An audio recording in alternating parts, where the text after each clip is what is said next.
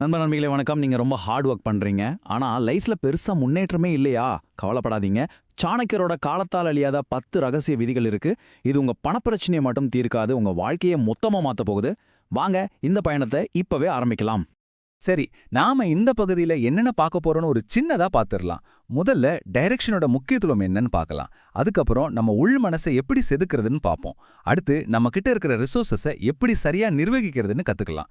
அப்புறமா எப்படி ஆக்ஷன் எடுத்து நம்ம மதிப்பை உருவாக்குறதுன்னு பார்க்கலாம். கடைசியா உங்க முதல் படி என்னவா இருக்கணும்னு பார்ப்போம். இது வெறும் தியரி இல்ல, உங்க வளர்ச்சிக்கான ஒரு பிராக்டிக்கல் கைடு.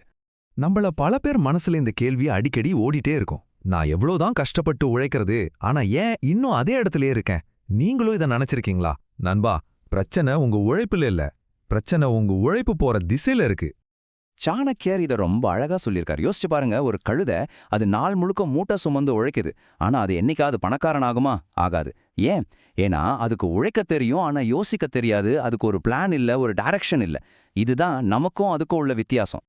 சரி, நம்ம பயணத்தோட முதல் பகுதிக்குள்ள போலாம். அதுதான் உள்மனம். அதாவது நம்ம மனசை செதுக்கிறது.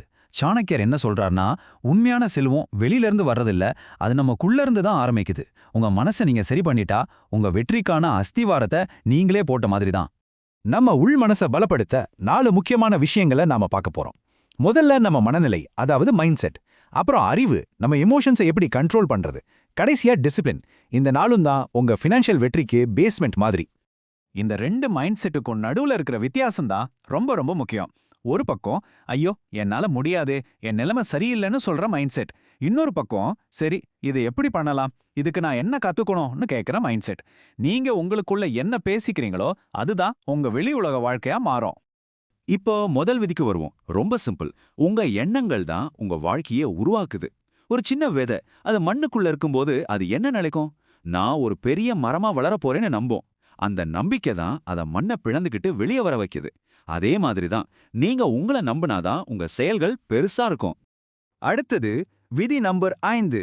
அறிவில முதலீடு பண்ணுங்க. யோசிச்சு பாருங்க, உங்ககிட்ட இருந்து பணத்தை திருடலாம், சொத்தை திருடலாம். ஆனா உங்க அறிவை யாராவது திருட முடியுமா? No way. அதுதான் உண்மையான செல்வம். நீங்க கத்துக்கிற ஒவ்வொரு புது விஷயமும், ஒவ்வொரு ஸ்கில்லும் உங்க சம்பாத்தியத்தை அதிகமாக்குற ஒரு இன்வெஸ்ட்மெண்ட். 6வது விதி நம்ம எமோஷன்ஸை கண்ட்ரோல் பண்றது. நமக்குள்ளேயே பெரிய எதிரிகள் இருக்காங்க. அதுதான் கோவம், பயம், பொறாமை, அப்புறம் அவசரம். இதெல்லாம் நம்மள கண்ட்ரோல் பண்ண ஆரம்பிச்சிட்டா நாம தப்பான முடிவுகள் தான் எடுப்போம். ஒரு தெளிவான குளத்துல அடியில என்ன இருக்குன்னு நல்லா தெரியும். அதே மாதிரி அமைதியான மனசு தான் சரியான வழியை காட்டும். கலங்கிப்போன சேர் மாதிரி இருந்தா ஒண்ணுமே தெரியாது. இது ரொம்ப முக்கியமான விதி. 10வது விதி, மோட்டிவேஷன் உங்களை ஒரு விஷயத்த ஆரம்பிக்க வைக்கும். ஆனா டிசிப்ளின், அதாவது ஒழுக்கம் தான் உங்களை தொடர்ந்து செய்ய வைக்கும். ஒரு நாள் திடீர்னு மோட்டிவேஷன் வந்து ஜிம்முக்கு போறது ஈஸி, ஆனா தினமும் போறதுக்கு டிசிப்ளின் வேணும். அதுதான் உண்மையான வெற்றிக்கு வழி. ஓகே, இப்ப நம்ம உள்மனசை பத்தி பார்த்தாச்சு. அடுத்து 2வது பகுதிக்கு போலாம். வெளி உலகம். அதாவது நம்ம கிட்ட இருக்கிற டைம், பணம், நம்ம பழகுற மனுஷங்க, இந்த மாதிரி முக்கியமான வளங்களை எப்படி சரியா மேனேஜ் பண்ணி பணக்காரராகிறதுன்னு பார்க்கலாம்.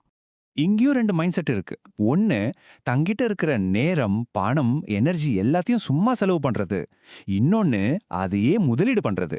அதாவது நீங்க ட்ரெட்மில்ல ஓடுற மாதிரி ஒரே இடத்துல ஓடி எனர்ஜியை வேஸ்ட் பண்றீங்களா, இல்ல ஒரு மாங்கண்ணை நடுற மாதிரி உங்க நேரத்தையும் பணத்தையும் முதலீடு பண்ணி எதிர்காலத்துல பலன் பார்க்க போறீங்களா? இந்த ஒரு கேள்வி உங்க வாழ்க்கையை மாத்தும். 2வது விதி, நேரத்தை மதிக்கிறது. இந்த உலகத்துல அம்பானியா இருந்தாலும் சரி, நாமளா இருந்தாலும் சரி, எல்லாருக்கும் கடவுள் சமமா கொடுத்த ஒரே ஒரு விஷயம் இந்த 24 மணி நேரம் தான். ஜெயிக்கிறவனுக்கும் தோத்து போறவனுக்கும் நடுவுல இருக்க ஒரே வித்தியாசம் இந்த 24 மணி நேரத்தை யாரு சரியா பயன்படுத்துறாங்கன்றது தான். அடுத்தது விதி 3, செலவுகளை கண்ட்ரோல் பண்றது. பணம் ஒரு நெருப்பு மாதிரி, கரெக்டா யூஸ் பண்ணா வெளிச்சம் தரும். கண்ட்ரோல் இல்லாம போச்சுன்னா நம்மளையே எரிச்சிடும். உங்க சம்பளம் 3 விஷயத்துக்கு தான் போகணும். 1 அத்தியாவசிய தேவை, 2 சேமிப்பு, 3 உங்க வளர்ச்சிக்கான முதலீடு. இதை தாண்டி வேற எதுக்கும் போகக்கூடாது. 4வது விதி, இது ரொம்ப பவர்ஃபுல். நீங்க யார் கூட பழகுறீங்களோ அவங்களாதான் மாறுவீங்க. ஆட்டு மந்தையில வளர்ந்த ஒரு சிங்கக்குட்டி தன்னை ஆடுன்னு தான் நினைக்குமா. உங்களுக்குள்ள எவ்வளோ பெரிய திறமை இருந்தாலும் தப்பான ஆளுங்க கூட இருந்தீங்கன்னா நீங்களும் அவங்க மாதிரி ஆயிடுவீங்க. உங்களை மேல கொண்டு போற ஆளுங்க கூட மட்டும் பழகுங்க. 8வது விதி, பல வருமான வழிகளை உருவாக்குறது. ஒரே ஒரு சம்பளத்தை மட்டும் நம்பி இருக்கிறது ரொம்ப ரொம்ப ரிஸ்க். சாணக்கியர் சொல்ற ஸ்ட்ராட்டஜி இதுதான். முதல்ல ஒரு நிலையான வருமானத்தை உறுதி பண்ணிக்கோங்க. ரெண்டாவதா ஒரு சைடு இன்கம் ஸ்டார்ட் பண்ணுங்க. மூணாவதா உங்க பணத்தை முதலீடு செஞ்சு அதுல இருந்து ஒரு வருமானம் வர வைங்க. சரி, நம்ம பயணத்தோட கடைசி கட்டத்துக்கு வந்துட்டோம். இதுதான் ரொம்ப முக்கியமான பகுதி, செயல், அதாவது ஆக்ஷன். நல்ல மைண்ட் செட் இருக்கு, ரிசோர்சஸ் எப்படி மேனேஜ் பண்றதுன்னு தெரியும். ஆனா இதெல்லாம் இருந்தா மட்டும் போதுமா? பத்தாது.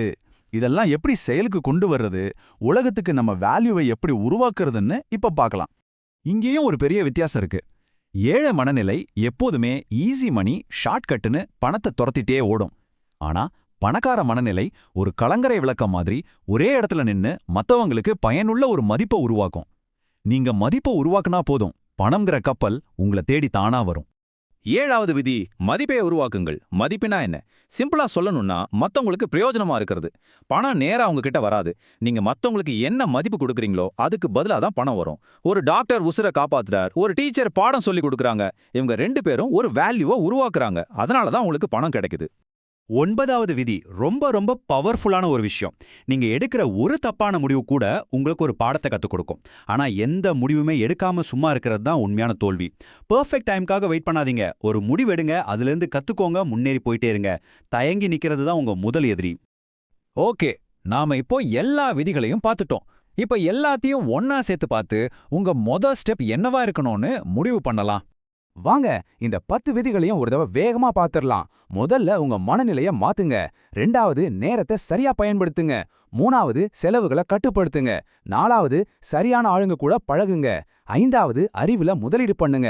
6வது உங்க உணர்ச்சிகளை கண்ட்ரோல் பண்ணுங்க. 7வது மத்தவங்களுக்கு ஒரு மதிப்பை உருவாக்குங்க. 8வது பல வருமான வழிகளை உருவாக்குங்க. 9வது தைரியமா முடிவெடுங்க. கடைசியா 10வது ஒழுக்கமா வாழுங்க. இங்க ஒரு முக்கியமான விஷயத்த நல்லா புரிஞ்சுக்கோங்க. செல்வங்கிறது ஒரு டார்கெட் கிடையாது, அது ஒரு பை ப்ராடக்ட். நீங்க உங்களை எந்த அளவுக்கு தகுதியானவரா மாத்திக்கிறீங்களோ அதுக்கு கிடைக்கிற பரிசு தான் செல்வம். சோ பணத்தை துரத்தாதீங்க, உங்களை நீங்களே மேம்படுத்திக்கோங்க. சரி, இப்ப உங்களுக்கான கேள்வி. எல்லாம் கேட்டாச்சு, ஆனா ஆக்ஷன் இல்லாம எதுவும் மாறாது. இந்த 10 விதியில ஒரே ஒரு விதி. எந்த விதி நீங்க இன்னிக்கே இப்பவே ஆரம்பிக்க போறீங்க? யோசிங்க. ஏன்னா நீங்க எடுக்க போற அந்த ஒரு சின்ன முதல் அடிதான் உங்க மொத்த எதிர்காலத்தையும் மாத்த போகுது.